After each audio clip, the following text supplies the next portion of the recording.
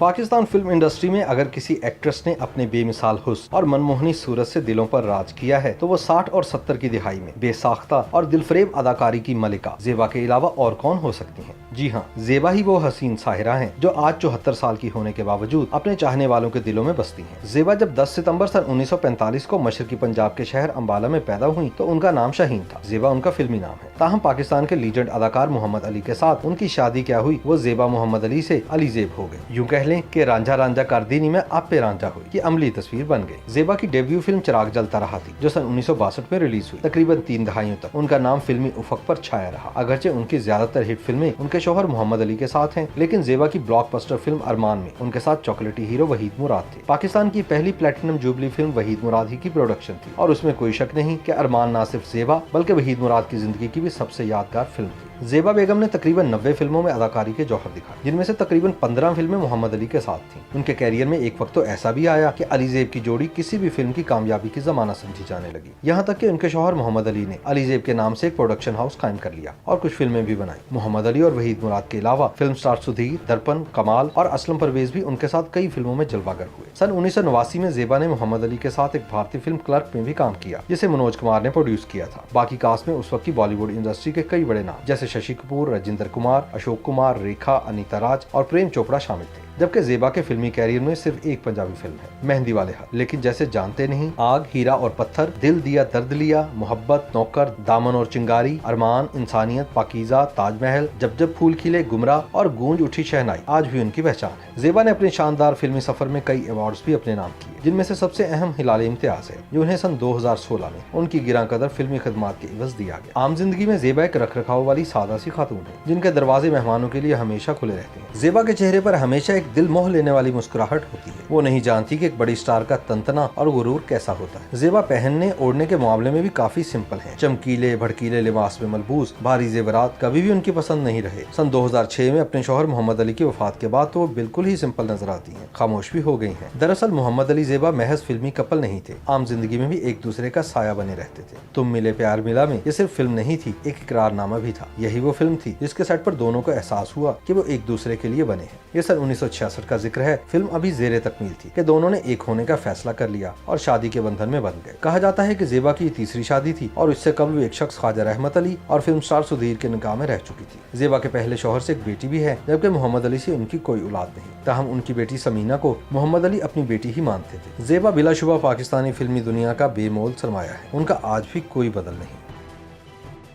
YouTube पर googly news देखने के लिए youtube.com की सर्च बार में गूगली न्यूज टीवी टाइप करें। गूगली न्यूज के पेज पर सुर्ख रंग के सब्सक्रिप्शन वाले बटन पर क्लिक करना ना भूलिए। YouTube पेज पर अपलोड होने वाली वीडियोस से बाखबर रहने के लिए बेल आइकन पर क्लिक कीजिए। आपको हर नई वीडियो के बारे में नोटिफिकेशन मौसूल हो जाएगा।